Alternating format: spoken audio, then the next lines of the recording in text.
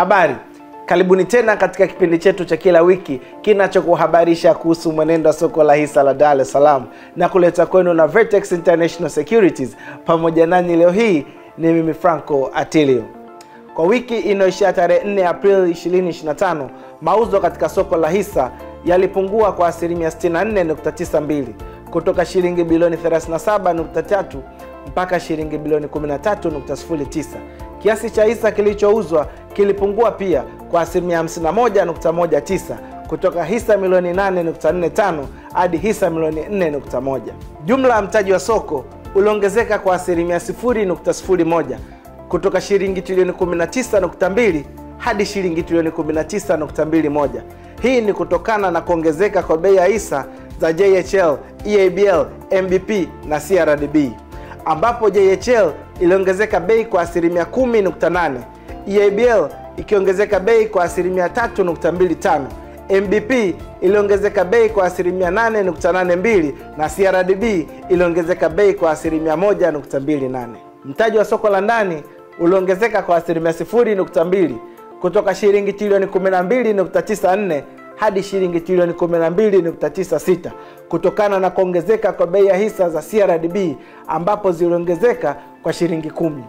CRDB iliongoza kwa idadi kubwa ya hisa zilizouzwa kwa wiki kwa asilimia 59.56 sawa na hisa milioni 2.45, ikifuatiwa na TCC kwa asilimia 24.25 sawa na hisa milioni 1, na NMB ikiwa na asilimia 10.15 sawa na hisa 418,677.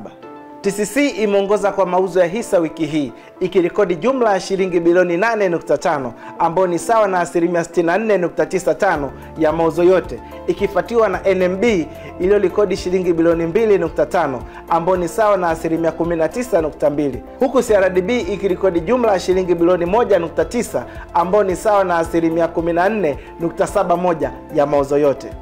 Ushirika mkubwa wa wekezaji wa ndani umeendelea kuchangia shughuli za soko wiki hii kwa kiwango cha asilimia 99.93, huku ushirika wa wekezaji wa kigeni ukiwa ni asilimia 0.07 tu.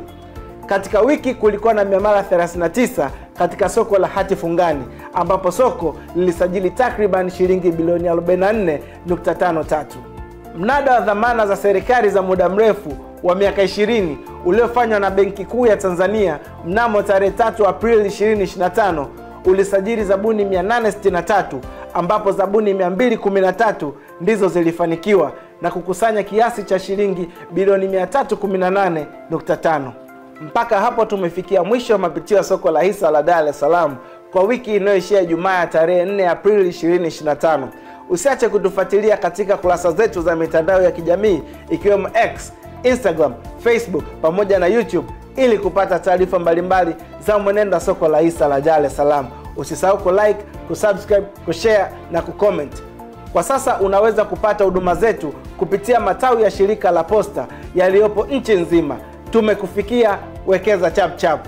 Mpaka wakati mwingine tena, ulikuwa na mimi Franco Atilio.